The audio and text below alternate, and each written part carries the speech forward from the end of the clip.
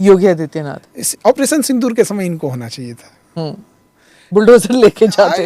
मतलब एक चीज हमें ठीक लगता है कि ये करेंगे तो करेंगे। विकास दुबे चुपचाप सरेंडर किए थे कि हमारा कुछ नहीं होगा यहाँ पे। ये नौटंकी की हो तो नौटंकी की तरह, राक्षस हो तो राक्षस की तरह मारेंगे।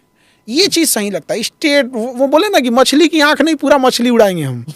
ये वही वाला आदमी है यहाँ। तो ये चीजें सही लगती है। देखिए, एक अपराधी को अपराधी की तरह ट्रीट कीजिए, वो उसके लिए कोई सिंपैथी नहीं होनी चाहिए। समाज को या किसी को भी कोई सिंपैथी नहीं होनी चाहिए। ह्यूमन राइट्स वाले आ जाएंगे पीछे फिर, ह्यूमन राइट्स वाले ह्यूमन राइट्स वाले खुद ही ह्यूमन है।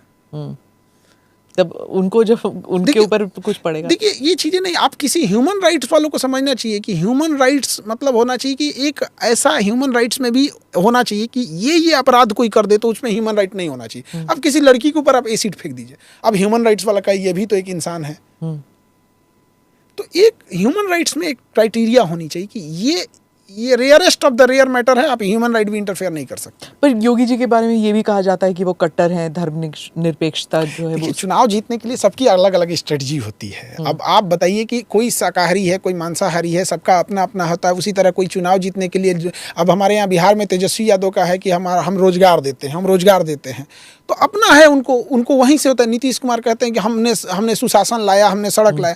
इनका है कि भैया हम अपना एक धारा लेके चलेंगे, रुतबा लेके चलेंगे, और टसन रहेगा हमारा। तो इनको चुनाव जीतने के लिए वो है यहाँ पे, वो तो चुनाव जीतने का इनका मॉडल है। दूसरा क्या चीज का मतलब, एक चुनाव जीतने के लिए कोर कैडर वोटर चाहिए ना, तो करेंगे ही।